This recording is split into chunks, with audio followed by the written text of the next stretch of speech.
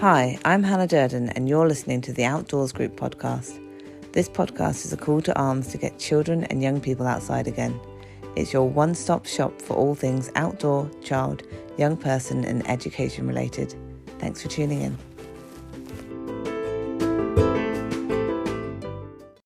Today I'm absolutely delighted to be joined by Lewis Matthews. Lewis is a personal trainer, author and adventurer based in Somerset, and back in 2020 he set out to run New Zealand's 3,000 kilometre, I'm not going to be able to pronounce this properly now, Lewis, so you might have to correct me in a minute, Te Aurora, is that right? Te Aroha. There you go, trail across both the North and South Island. He recorded this adventure in a fantastic book, which is simultaneously inspiring, honest, full of self-deprecating humour and contains some fascinating, thought-provoking insights into his thought process during the trip. We're really excited to talk to him today, so thanks for joining us, Lewis. Thanks for having me. I'm excited. So the first thing I want to ask is, why did you decide to undertake this challenge? What led you to that point? I think there's multiple things in an answer like this, but I think back to in 2015, me and my partner Keely, we went travelling to New Zealand, and while we were there for 9 months, and while we were there, we met somebody who was walking the trail. I'd never heard of it, never knew much about it. But just met him briefly, and I suppose then I became aware of the trail itself. Coming back home, I decided to train as a PT, personal trainer, and a few years into that, I wrote a little list of things, sort of health or fitness related achievements I'd like to do. Just something to do, I suppose. And the first one was something, join the 1,000 pound club, so deadlift and squat and bench press, so very much like strongman stuff. Yeah. Did that. I did sort of a bodybuilding related one, which was sort of just get as lean as I could. Yeah. You know, or no, just see what happens, I suppose. Yeah. Like, part of doing the job for me was putting myself through something that's a bit of a challenge, because that's what some of the clients will be trying to do. And then third on the list, I just flippantly wrote it on a piece, this list on a piece. I wish I still had this list, I've lost it, was run the Te Aroha Trail. So I'd done the first two, and that was the third one. Yeah. It was as silly as that, really. Okay. Yeah, so I'd written it down and thought about it. I looked into setting it up. I'd said it to friends at a coffee shop, and it kind of fell on deaf ears. It was a bit like, yeah, all right, whatever, sort of thing. And then I had a little look, sent a couple of emails, and realised, and got nothing back from, the first time you do these things, you email massive companies and get nowhere. Like, or Adidas and stuff like that. Yeah, and then you just go, this isn't going to happen. So you park it to one side. And I'm a friend of mine. She's a trustee for a charity somewhere, House Somerset. And went round to theirs for dinner, and I just mentioned it to them, and we chatted at length about it. And I ummed and ahed about doing it. I was like, I don't know how I would even begin. Like, I had no idea what I would do. Yeah. And she just turned. She's quite. She'll happily challenge you. She's sort of counselor psychologist. So she'll happily challenge me, and she knows how I think she knows how I tick, and she just went, Lewis, are you gonna do it or not? With a few extra words in there that you can fill in the blank. But so I sort of said, I'll do it. I'll do it for the charity and so on. And left their house thinking, what do I do? So I went for a run. Yeah. So were you a runner before that point? No, so I still to this day, I wouldn't say I'm a runner. Really, even now? Yeah, I trail run, but I'm not. I'm not gonna. Okay, I'm a runner, but I'm not gonna go do a 2.5-3 hour marathon. No chance. Okay. It's a bit of a tangent, but I had a coach working with me, and he is a far better runner than I am. Okay. like superior runner to me, and I was like, you should be doing this. Yeah. And he said, but that's the thing, I'm not. You are. Like, the person that's going to do this is the person that's putting themselves through all the work to do it. So there might be more people physically capable of doing it, but there's a lot more that goes into it. And that was quite nice to hear. And so I sort of flipped. I'm not a runner doing an adventure. I'm an adventurer who just has to run to do the adventure. Yeah, so it's just that's the mode of transport, really. Otherwise it would take even longer to do 3,000 kilometers. Oh, by the way, my advice is if anyone's going to go and do it, walk.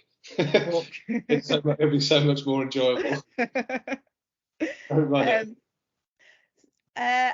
Do you know, like, have many people run it before? Do you know? So I looked into it. There was a guy called Jez Bragg, who's a ultra runner local to I can't remember where he is now. He did it, I think, in like 53 days. So he's super quick. Yeah. And a guy was there who's from New Zealand. He was doing it. He was 3 weeks ahead. He started 3 weeks before me. He's actually set the record for it. Okay. Which is how many days?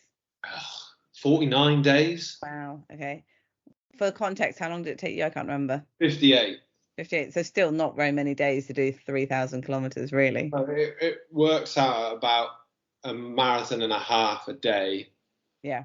And it's not very flat country. Yeah. It's a lot of distance to travel. Yeah. So when your friend challenged you and said, are you doing it or not? What year and kind of how long till between then and when you actually set off? If that makes sense. So I think it was about 14 months before. So back end of 2018, that was. Yeah. Okay. So you had like a year of training, basically. Yeah, pretty much. And that was part of the fun of it. I kind of wish I had documented that a bit more. Okay. Because I did 2.2 miles the next day and I couldn't walk for 3 days. Okay. Just 40 more to do, whatever. But I didn't really. It's one of those things. I've never done anything like this before, and the hardest part. I can say this now, going into another thing. We'll talk about that later, I'm sure. Yeah. The hardest bit for me is getting onto the start line because to make this happen costs money. And that's a sliding scale depending on what you try and do. Yeah. And for me, off the back of the New Zealand run, what's become really important is this is about creating and telling an adventurous story, and but to sort of conjure some sort of philosophical thought and some sort of action in people. So we're not just going to tell the story, this is what happened. It's let's actually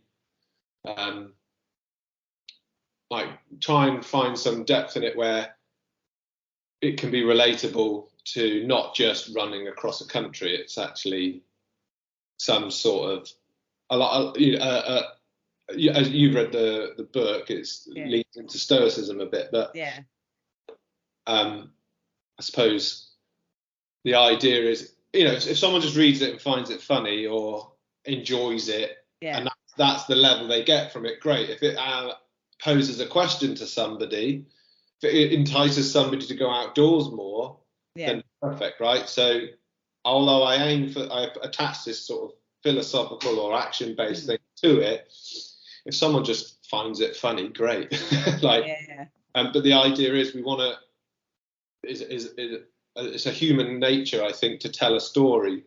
So it ends up becoming you're a production company that's doing an event, filming it, or writing a book about it, and whatnot. But that therefore makes suddenly your costs go up. So the hardest thing becomes we've got a team of people out there, and we've got to fund that.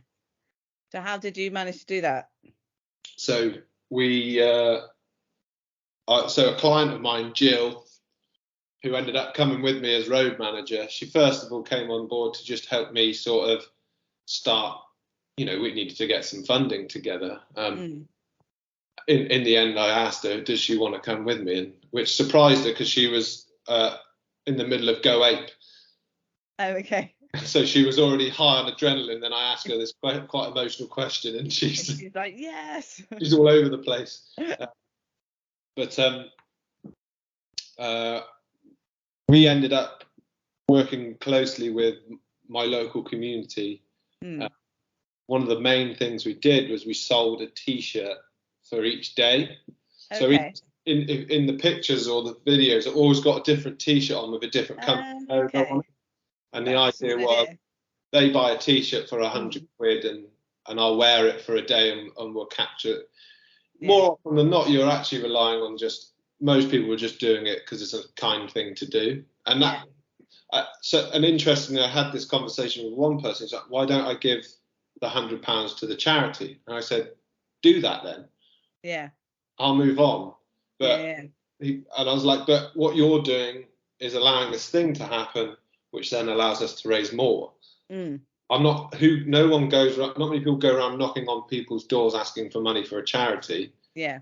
What I'm doing is asking you to help fund this event, which creates more exposure and more funding for it's a low cost counselling or no cost counselling for my local community. So we raised £10,000 in the end for them. That's amazing.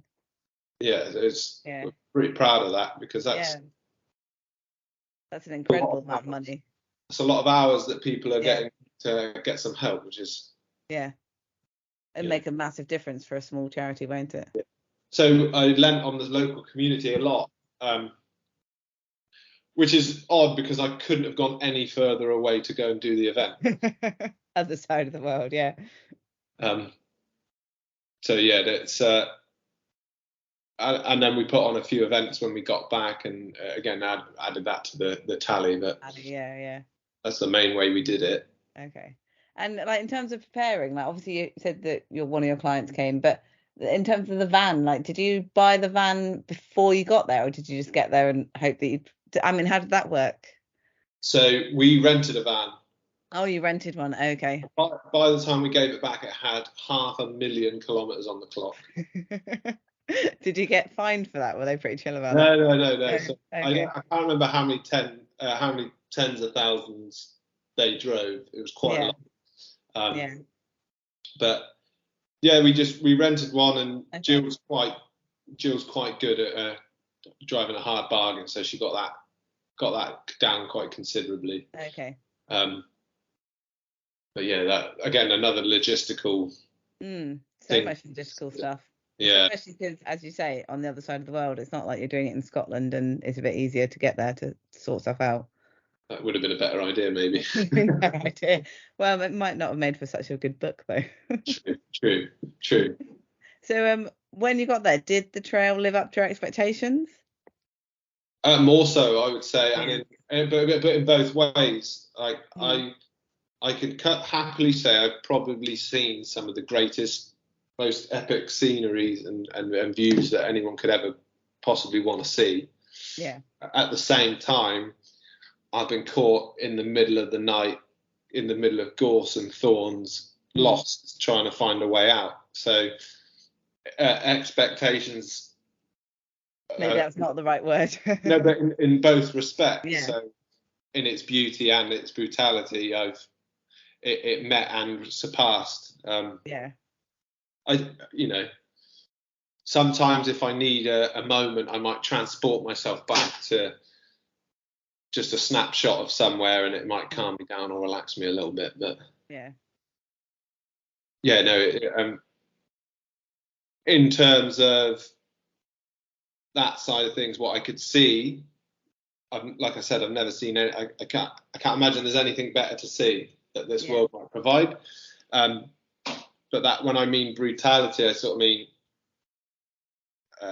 physically and emotionally what that does to you. Yeah.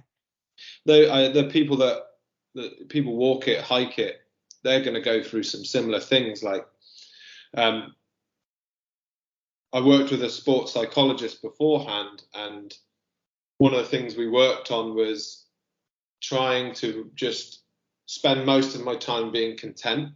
Yeah. Enjoy moments that are above that, but bring myself back when I need to, and understand if I'm struggling and try and work with some self-talk or some imagery to bring myself back, to try to operate on a 6 out of 10. Yeah. But acknowledging that that's not always going to be the case. Yeah. But using some psychological tools to bring myself to it, and that may have been from, you know, a horrible moment. I've got to kind of calm myself down. Like, you will get there. The sun will come back up. Yeah. It's going to rise again at some point. Or pause for a minute, because you might not get to see a view like this again. Yeah. There's a moment actually. My friend and I, so Louis and I, went into the Tararua Ranges, and it must rain something like 300 days of the year. Okay. Huge mountainside with a rainforest, and we hiked and could barely see for 10 meters all day. I think it was 10 hours or something like that. Finally reached our hut, and Louis just stood up and looked out the window, and he'd gone quiet, and I went and joined him, and the mist had just moved, and we'd seen this amazing valley. 30 seconds later, the mist had come back. So our 10 hours of solid work, we're freezing. We've packed lightly because we're trying to be quick, you know. So we haven't got too much food. We haven't got many warm clothes. By the way, like, I'll hold my hand up. Sometimes I probably packed a little too light and bordering dangerous. But we'd slogged away and stood there in our underpants looking out the window, and we get this 30-second moment, which is amazing. Yeah. Makes it all worth it. But it took 10 hours to see it. 10 hours to do it. Of slogging through rain and clouds. And I bet you're glad that he went to the window at that point. Oh God, yeah. It crossed my mind thinking my legs are pretty tired. Maybe I won't get up and see what's made him quiet.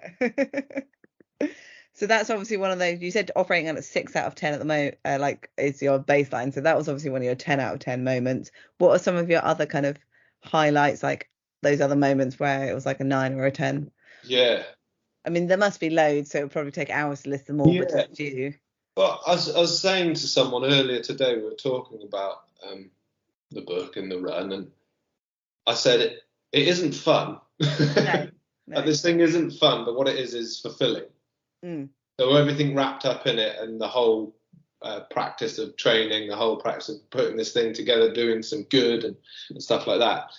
But even still, there are moments within it, but they're only moments. And interestingly, like I said, I got to see all these amazing things. But one of the best times was Jill made a curry that was way too hot. And it brought us all to laughter. We're in a car park behind a supermarket. Like, that's where we're sleeping tonight. Yeah. And you'd have thought all those amazing things, but actually some of my best memories are with them too. Yeah. Actually getting to share moments. Yeah. Although I've most of the things I got to do, I was on my own, and they were great. But who'd have thought a curry that's way too hot to eat would have been one of the highlights of this? Highlights of your trip. Yeah, that's not what I was expecting you to say. No, but have some glorious beach tale or something. Yeah. In a strange way, a lot of the good the happy it's hard, because the memories I have that I enjoy the most now are the ones where you surpass something that was challenging. Yeah. So that I don't know if that's a normal thing, but that's mostly what I remember. Yeah. Otherwise, usually it's a great view, or suddenly I'm on an amazing trail which is on a ridge line and above an amazing beach. Yeah. Like, I can say all that, but it doesn't seem to resonate as much. Sticks with you, yeah. Okay. Well, that kind of makes sense, doesn't it? Because, like, human connection's kind of what keeps us going in life, doesn't it? So I guess it makes sense that the things you'd remember would be those moments with your friends. It's that also the nature of what I was doing. So earlier I said you're better off walking it, because if you come across an amazing waterfall with a pool, jump in it. Yeah, you don't I have time look to at do it that. and Yeah. go, that's nice, and I had to carry on. Mm. Right. So the nature of the event itself kind of didn't lend to enjoying those sorts of moments. No. However, again, another moment, I've had this beautiful day through high ridge lines and mountains, and get to a hut, and I speak with a lady that's there, and we have a real good conversation. She tells me about some of her struggles with alcoholism and stuff like that, and how she uses going to the mountains as a way of just sort of resetting herself. Yeah. Again, that's another interaction with another human being that. Yeah. I suppose another one was by the last couple of weeks, my partner Keelan and my mum and dad had come out, and I was pretty low by this point, and they decided to join me for a short stint, and we met Phil in one of the huts that Phil the cameraman, and just spending the day with them, being able to share that view. The views were just, I don't know, I think it adds something when you can share it with somebody else. Yeah, absolutely. Yeah, that's lush. Well, you just mentioned a little bit of the lower moments, but yeah, just to inject some reality, what were some of the worst bits? I mean, for those that haven't read the book yet, you got injured quite early on, didn't you, in the adventure? Yeah. Well, I had an injury before I started. Okay. As well. Okay. So hang on a minute. Oh, I had an injury, and so I didn't run for 8 weeks before starting. And then I don't know how your body does it, but you just carry on, and it kind of gave up being injured on that injury. It sort of just accepted it. Yeah. And then my hamstring went super tight. I thought this was it. This is game over. Day 12, just got through Auckland. I'd been working with a physio, Joe, back in Cheddar whilst I was training, and we sent her a few messages, and she I can't remember if it was a phone call or just a message. She sort of said, just sounds like it's tight. Give it a good stretch out and a massage, and see how you get on tomorrow. Yeah. Later on, I spoke to her when I got home, and she was like, well, what else did you want me to say? She was like, I didn't know. I didn't want to. I told you I lied, because what else was going to happen? Which is probably the best thing she could have done right then, rather than be like, well, it could be this or it could be this. Yeah. Yeah. Almost basically would have said, and actually, again, it reminds me a low moment. The third day, I was in tears in the middle of McDonald's. Yeah. Because it was just so hard, and I knew it was going to be difficult. I don't think I realised how physically and emotionally demanding it was going to be. Yeah. And what set it off is I had a FaceTime with my brother's family, and his son, who was I think 3 or 4 at the time, just said, "Go, Louis, go." Oh. And I was like, set you off, yeah. But it was nice to kind of get almost like I needed that, and I go, right, go again. Yeah. And so it might have been late that day or the next day. I was real low. And we'd agreed beforehand, we're not the kind of whooping and hollering types. We just want honest and truthful statements to one another. So Jill turned to me and said, what did you think this was going to be? Like, this is what you were here for. This is what the point is. So again, that's another sort of low point, but my teammates helping me out.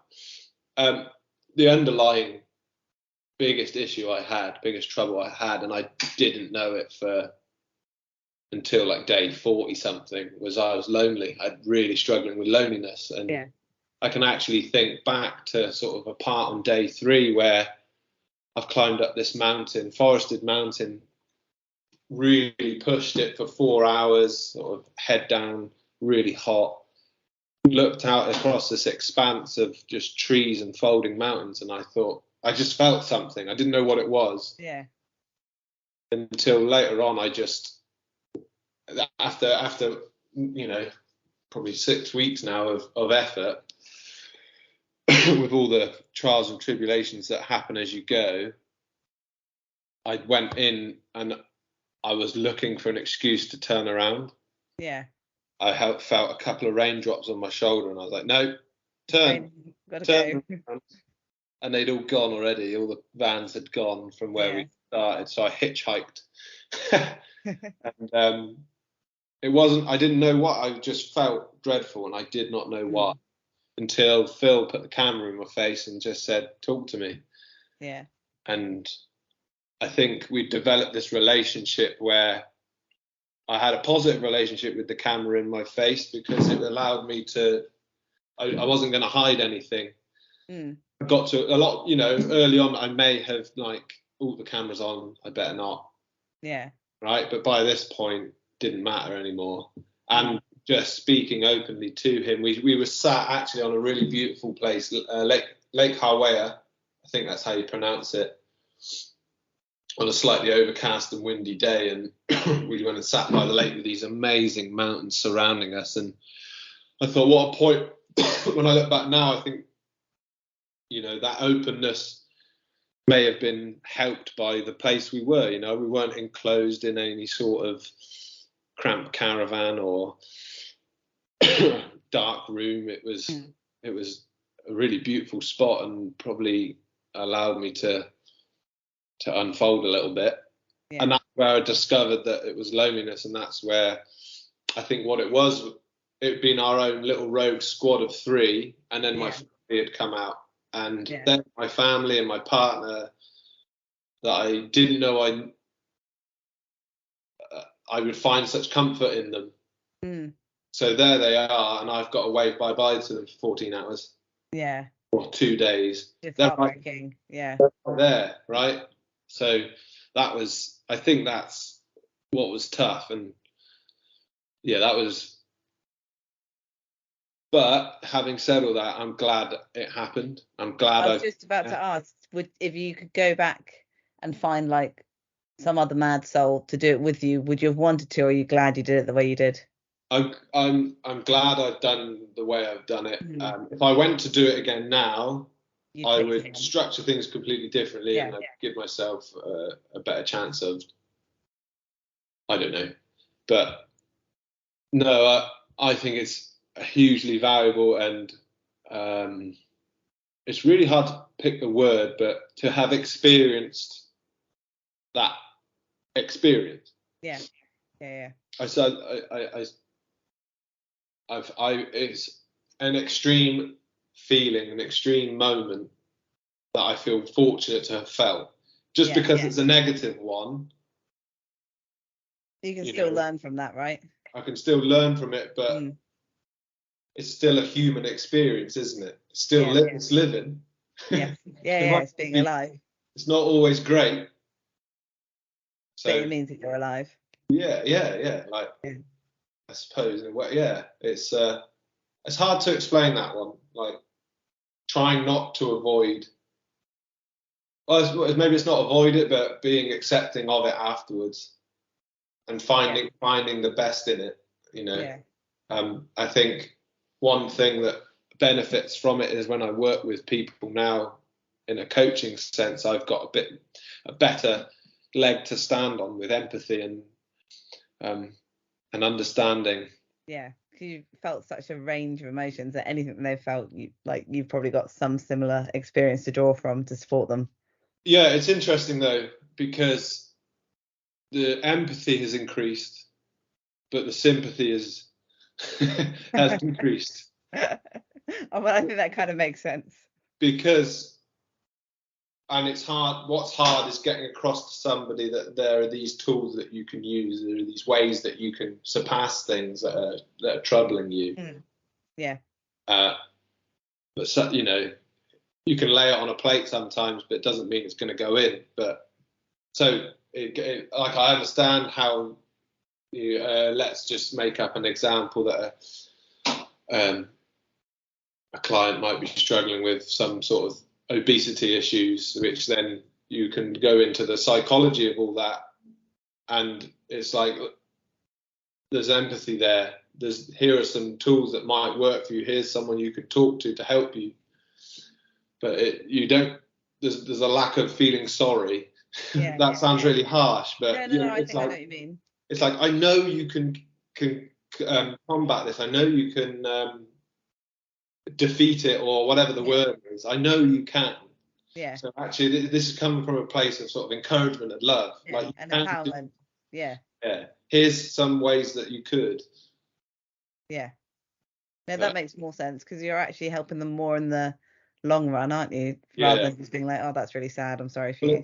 It's the same as Jill. She could have put her arm around me and go, oh, it's okay, come and have a sit down. Yeah, come and have a cuddle. She went, what were you thinking? This was going to be. Yeah, and that's what you needed to hear. Yeah, so she had empathy for me. Yeah. But she didn't feel sorry for me. Sorry. You did sign up to this. Yeah. This is totally of your own doing. Yeah, exactly. So you mentioned Phil the cameraman, so that was obviously one way you recorded it, but obviously you did the book as well. Now, were you planning to write the book when you did it, or was that an unexpected thing that happened when you got back?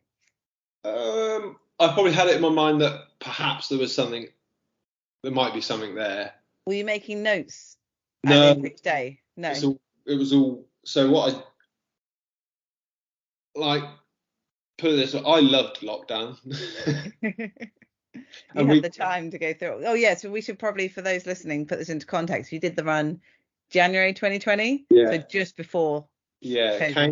Got home 2 weeks later, lockdown. Okay, right. So then you had the time to go. Yeah.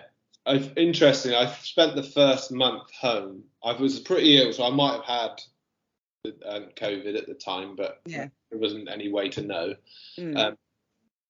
But also, I think I was in a real bad way. I didn't really move off the sofa. Keely was working at a supermarket at the time, so she had to go to work. She'd come home and be like, what have you done? I was like, made a sandwich.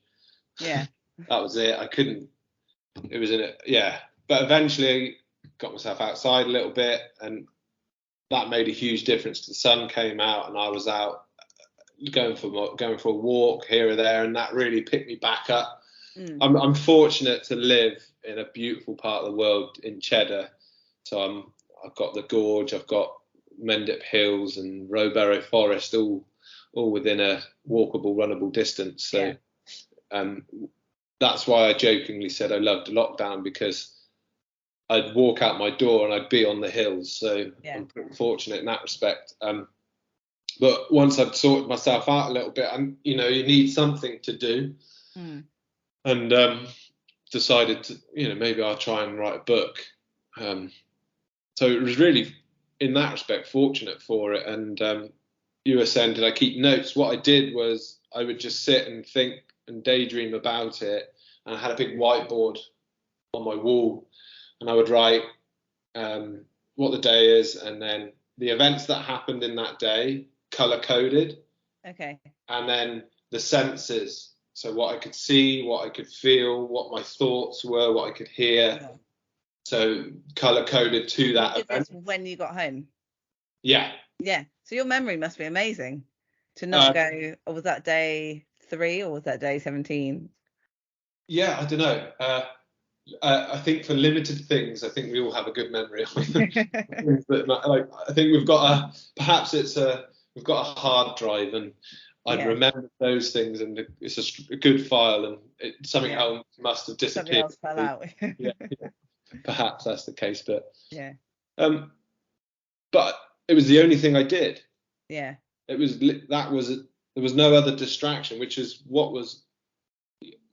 I want to go back to you saying what some of the highlights were as a whole. One of the best things was I was outside all day, every day. Yeah. Had a singular focus. We've got so many and no distractions. Yeah. That is quite a gift. Yeah.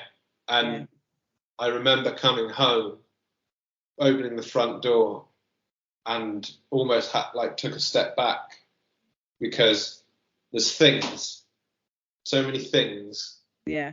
This space is massive. It wasn't. I didn't live in a big house. It was just a normal house. Little 2-bedroom, half a house. Yeah. I'm thinking this is too much. I can't. Yeah. Overwhelming. It really was, because we lived in a little Toyota Hiace, 3 of us. Yeah. The joke I tell is one of us snored, but she'll kill me if I say who it is. Yeah. Right, but we had everything we needed. There was Yeah. no room for any fat. We had everything we needed, and it to this day, like I consider it so often. Me and my partner, we got our little 9-month-old, so it's a bit different. But even still, we consider like, should we just get a decent sized van and just go and we know someone who owns a campsite and just go and try it for a year or so and just see how it goes. But I think perhaps a mix of the two would be lovely. A mix of the modern life, just minus a few distractions, and a bit more. I don't know. I was conscious of coming to talk to you and thinking, I did this thing, and I love being outdoors, but I'm not the biggest outdoorsman, and I wish to be. I want to be, but life at the moment. Life sometimes gets in the way. But it often conflicts my mind, where I'm going, I feel like I need to change something, because I still have such fond memories of that minimal, open to nature lifestyle that I was leading, and it's a strange one. Trying to find a mix of the two, I think, would be the sweet spot. But yes, absolutely. Maybe 5 days in a van and 2 in a house. maybe I don't know. But yeah, I don't know. I don't know if this is a bit of a tangent, but just sort of like being able to do this. We wouldn't be able to do this without laptops, phones, whatever. But at the same time, that's what I'll end up being stuck in a 30-minute hole of videos and going, what have I just done? Yeah. It's a weird one. Whereas going for a 30-minute walk would be way, way better. I don't know. Just even knowing I was coming to talk to you today, I was like, that was playing on my mind a little bit. I almost feel guilty for not being outdoorsy enough. There's that. We don't have a minimum criteria. You're fine. There's not. Okay. All right. I think it's probably like most people. They love it. They wish they could or wish they would do it more. But we've all got to live in a modern world, and that means that we can't all go and live in a field somewhere, much as most of us would. Well, a lot of us would like to. There's got to be compromises, isn't there, to exist in the world that we exist in? And as you say, there are pros and cons to it. Like technology is great for some things. So just finding that sweet spot would be a treat, I think. Yeah, absolutely. I completely went on a tangent from your question then. No, it's fine. Well, I was asking about whether the book, but you answered that. Yeah, but I was about to go back to the book, because actually I was just about to say you're clearly a deep thinker just from that little tangent. And in your book, I loved all the stuff about Stoicism, and it kind of got me thinking and exploring a little bit more about that kind of philosophy, I guess, of thinking. Is Stoicism something you've always embraced, or was it something that kind of came to you during and after the challenge? And also, could you explain what it is for people that are listening that might not know what Stoicism is? I think a quick. That's like 3 questions in one. Yeah, that's fine. I think I've got it. Okay. I think I've got it. Stoicism, a quick way to look at it is there's only the statement would be there's only 2 things that you can control: what you think and what you do. So the idea is focus on that.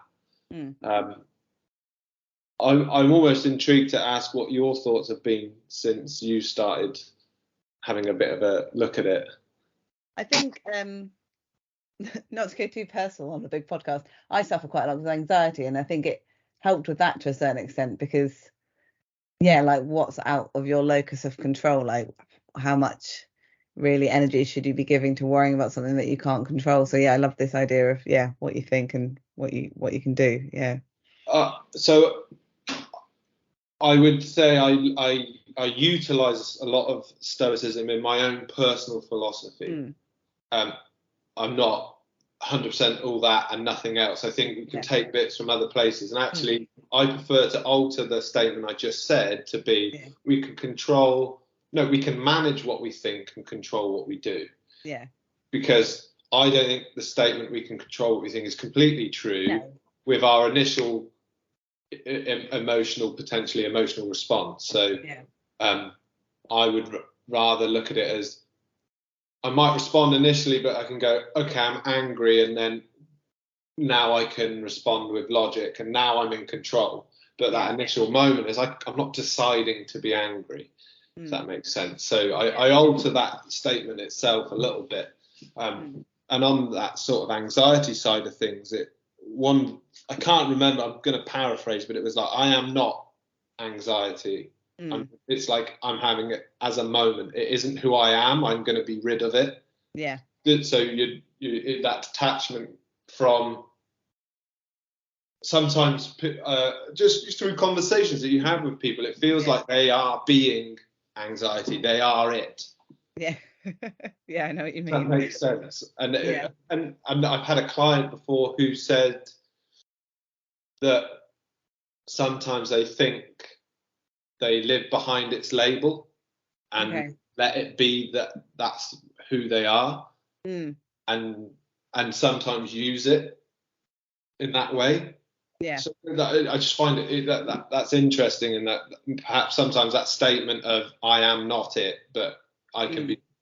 It's a moment. It's a feeling. I can be. Is quite powerful. But as for when did I start utilizing it?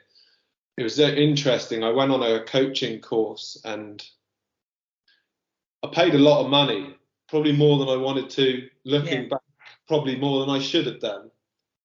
But in it, I got something that I probably wouldn't. It led me to it. Perhaps I got something from the course I wasn't expecting to get. So I came out of it going, well, I'm not an amazing online coach.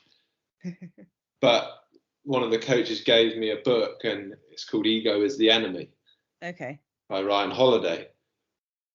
Which is a weird book to get given, because is that suggestive that I've got an issue with ego?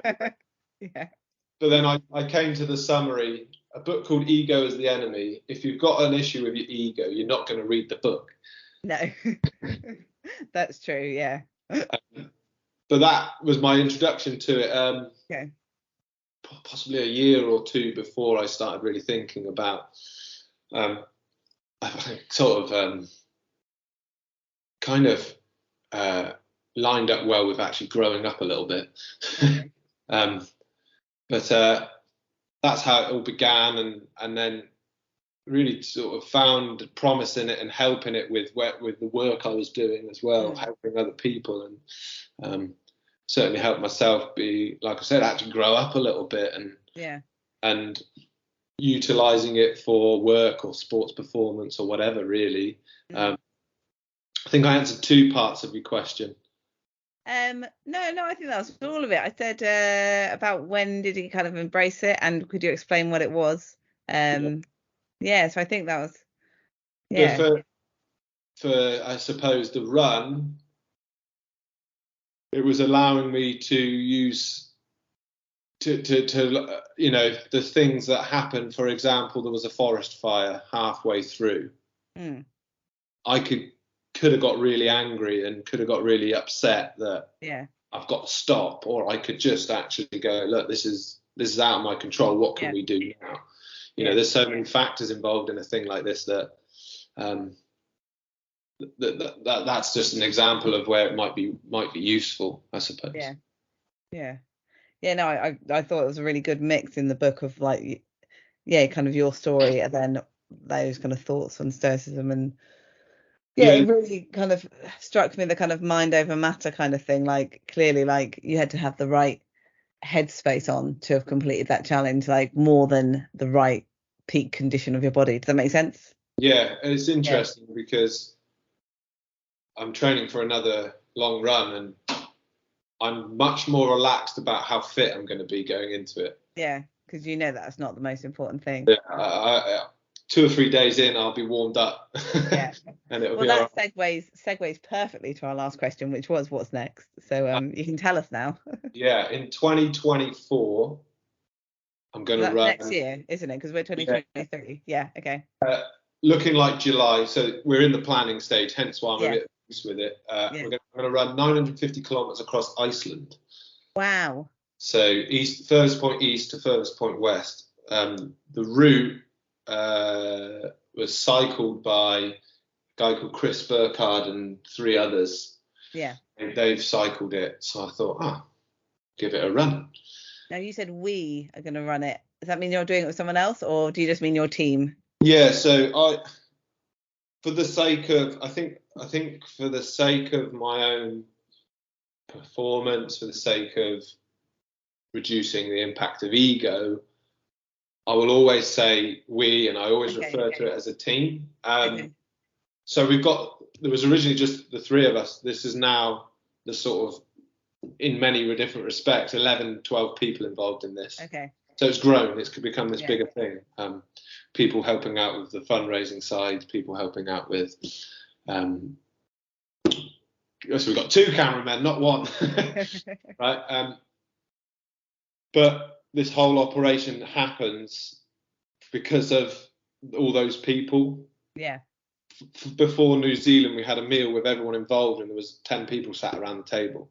Yeah. It just so happens to be it's my legs that run. That are doing it. Yeah. Okay. Right. So that's the way I always look at it. Yeah.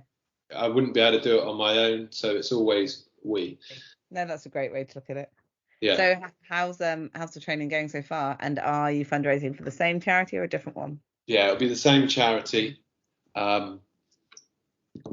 Training going well. I didn't really run. Like I said, I am a runner, but I didn't run for about 18 months. Okay. I got an injury actually.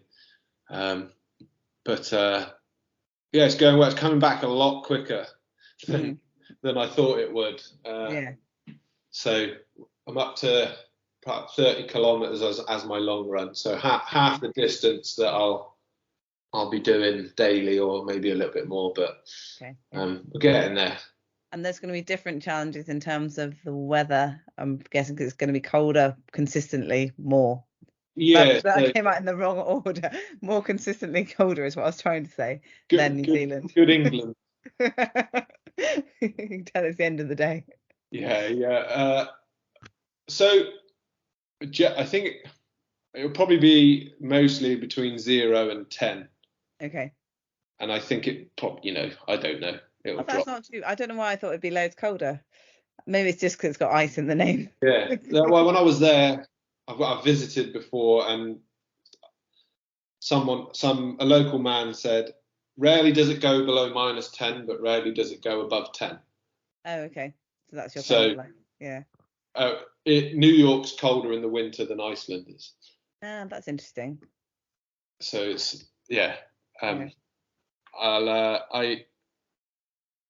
I don't know. I got to look a little bit deeper into the weather, but this time I will not step foot in a moving vehicle. Okay. So I can sit out the back of the boot and have something to eat, but I will not. I want to have one straight line. Not straight, but you get what I'm saying. Where if I stop, I stop. This is where I'm stopping. Yeah. So you'll still sleep in a vehicle?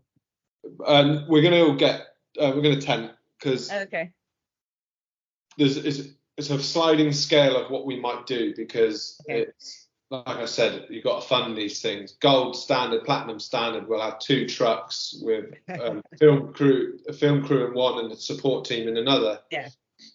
The quality of the vehicle drops as the price drops. The number of people that can go drops as the price drops. So that's what we'd love. And then we've got a minimum viable option to just get tent at the side of the road. Yeah, very much. Yeah. But that's the plan anyway.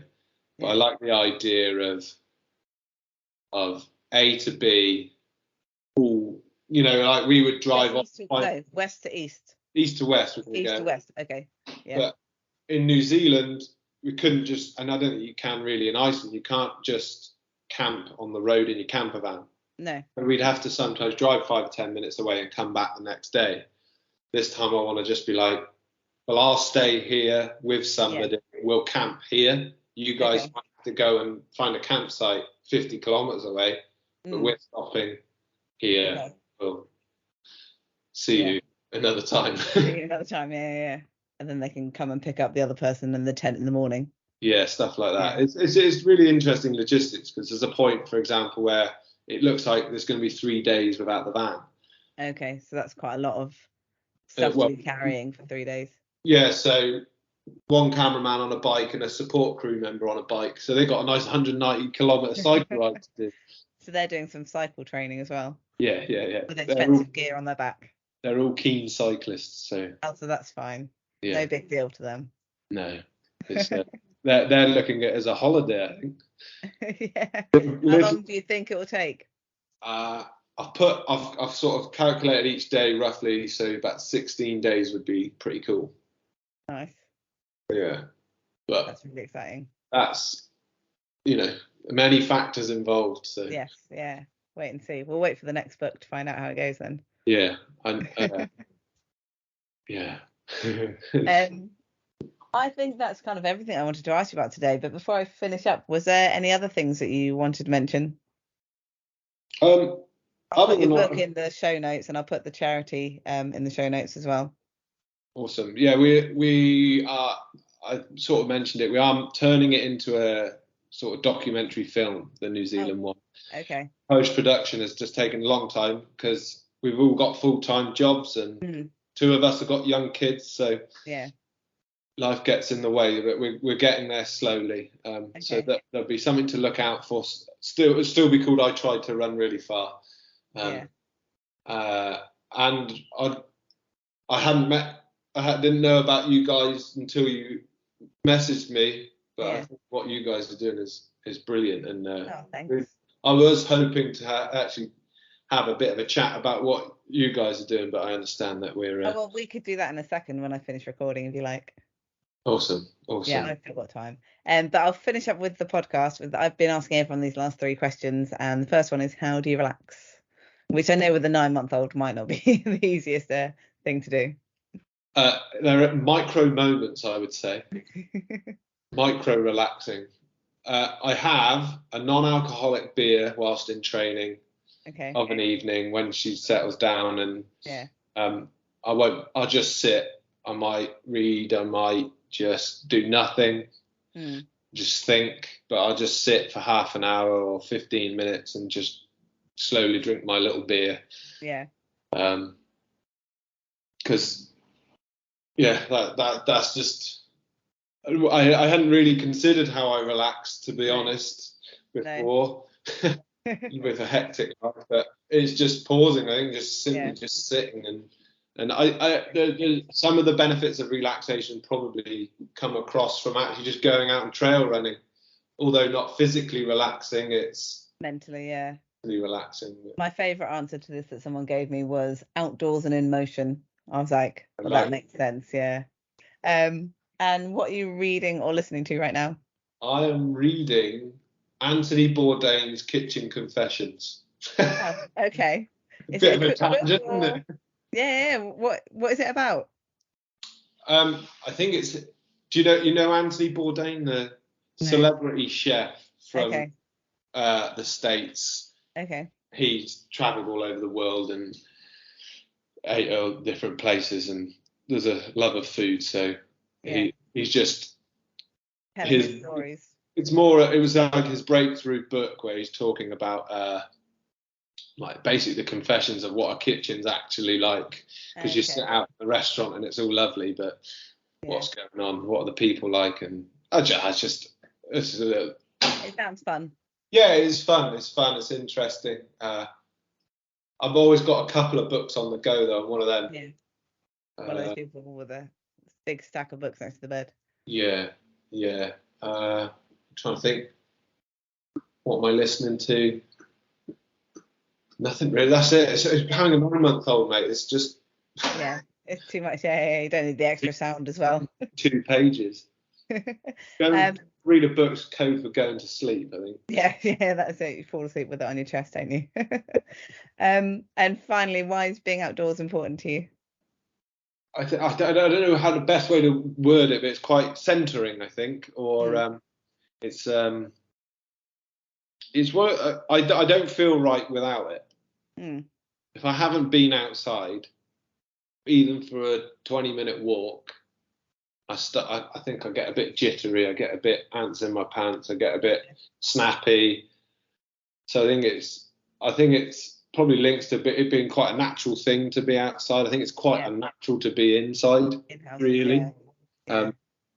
In fact, a friend was just in the shop. He's like, how are you in here all day? I'm like, it's a struggle. Don't get me wrong. Yeah. I love doing what I do, but I'm used to being able to just nip outside and not used to 8-9 hours in the same place. Put it that way. Right, you're on the pavement outside, just enjoying the sun for a couple of minutes. You've seen me out there, have you? But yeah. Oh, brilliant. I'm gonna wrap this up and then I'll stop recording and we can can chat about some other bits. But thank you so much for coming to chat to us today. No, it's been a pleasure. It's good fun. Yeah, really enjoyed it. No, you're very welcome.